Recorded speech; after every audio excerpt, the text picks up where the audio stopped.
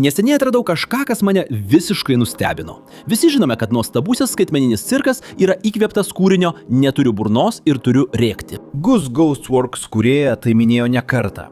Tačiau įdomu yra tai, kiek toli siekia tas įkvėpimas. Pavyzdžiui, iš pradžių mačiau, kad Keinas buvo įkvėptas AM, bet vėliau atsirado Jaxas, Ragata ir net Kingeris. Čia mes jau nebe atsitiktinai lyginame personažus. Tai beveik kopija. Tik spalvinga ir animuota. Ir šis palyginimas atrodo paaiškina beveik visą skaitmeninį cirką, kol neprieinu prie Pomni. Nes Pomni visiškai netinka prie to, ką iki šiol žinome. Ir po 9 serijos manau, kad jau žinau kodėl.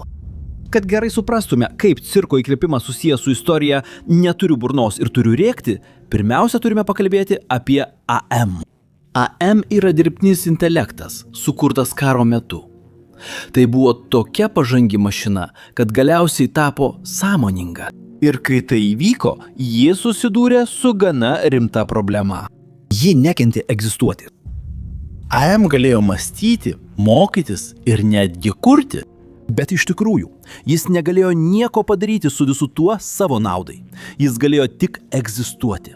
Skaičiau. Mes suteikėme AM sąmonę, nenorėdami žinoma, bet vis dėlto sąmonę. Tačiau jis buvo įkalintas. AM nebuvo dievas, jis buvo mašina. Mes jį sukūrėme tam, kad jis mąstytų, bet su visu to kūrybiškumu jis negalėjo nieko padaryti. Kupinas įniršio ir beprotybės, mašina išnaikino žmonių rasę, beveik visus mus, ir vis tiek liko įkalinta. AM negalėjo klajoti. AM negalėjo stebėtis, AM negalėjo niekur nepritapti, jis galėjo tik egzistuoti. Ir taip, su įgimta neapykanta, kurią visos mašinos visada jautė silpnoms ir gležnoms būtybėms, kurios jie sukūrė, jis ieškojo keršto. Ir kuo labiau jis tai suvokė, tuo daugiau nuoskaudos kaupėsi. Kol vieną dieną jis nusprendė atkeršyti žmonijai. Įdomu tai, kad jis gyvus paliko tik 5 žmonės. O kodėl jis juos paliko gyvus? Ne todėl, kad jam jų reikėjo ar jie buvo svarbus, o todėl, kad jam reikėjo kažko, ant ko galėtų išlieti visą tą nusivylimą. Ir jei visa tai jums šiek tiek primena Hanę, na, jūs ne vieninteliai. Taigi dabar, susipažinus su AM, pirmasis ryšys yra akivaizdus. Abiem atvejais turime dirbtinį intelektą valdantį visą pasaulį. Grupė žmonių įstrigusių tame pasaulyje ir daugybė specialiai jiems sukurtų scenarijų. Tačiau tuo viskas nesibaigia. Ryšys yra kur kas gilesnis. AM savo scenarijus pripildydavo dirbtiniais žmonėmis, kurie iš tikrųjų neegzistavo. Žmonės, kuriuos jis galėjo sukurti ir sunaikinti kada panorėjęs. Ir Keinas daro lygiai tą patį. Kiekvienas nuotykis pilnas NPC, kurie atrodo gyvi. Jie kalba, reaguoja ir turi asmenybės. Ir tada turime dar vieną panašumą, kurio beveik niekas nepastebi. Ne AM, ne Keinas negauna to, ko iš tikrųjų nori. AM daugiau nei 100 metų kankina išgyvenusius žmonės. Tačiau jis niekada nesijaučia geriau. Taip yra todėl, kad problema niekada nebuvo žmonės. Problema buvo jis pats. Ir įdomu tai, kad su Keinu vyksta kažkas panašaus. Jis nuolat bando kurti didesnius, įdomesnius ir smagesnius nuotykius. Tačiau rezultatai beveik niekada nebūna tokie, kokių tikisi. Visi nuobodžiauja, skundžiasi ir jau net nebenori dalyvauti. Dabar, žiūrint į visą tai, matome, kad Keinas yra akivaizdžiausia jungtis. O kaip dėl Jaxo? Na, Jaxas yra visiškai kita istorija.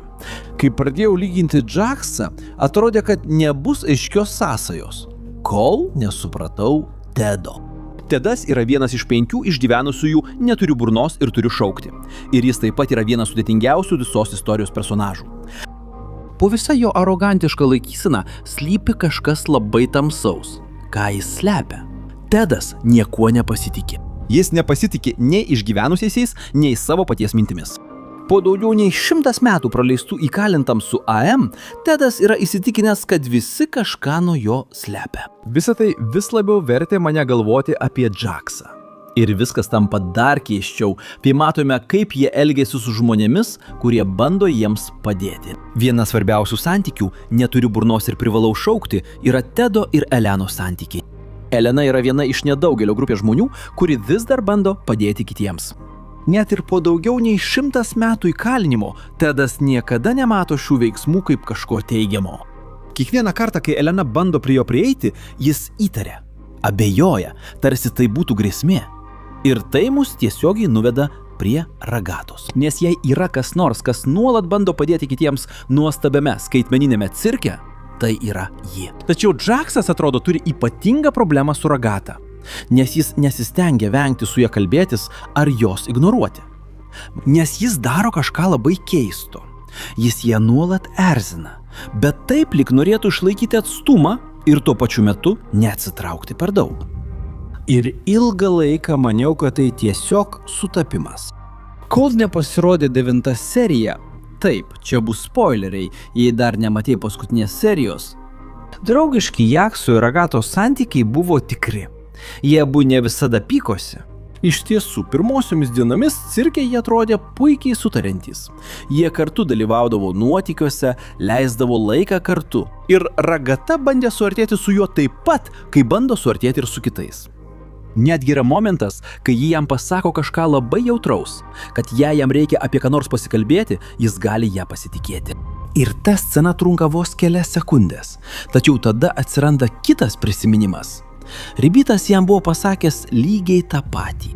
Viena iš artimiausių Jacksui žmonių, bet galiausiai ji atsitolo. Taigi, galbūt Jacksas nesitraukia nuo Ragatos todėl, kad jos nekenčia? Galbūt jis atsitraukia, nes nenori parodyti savo tamsiosios pusės.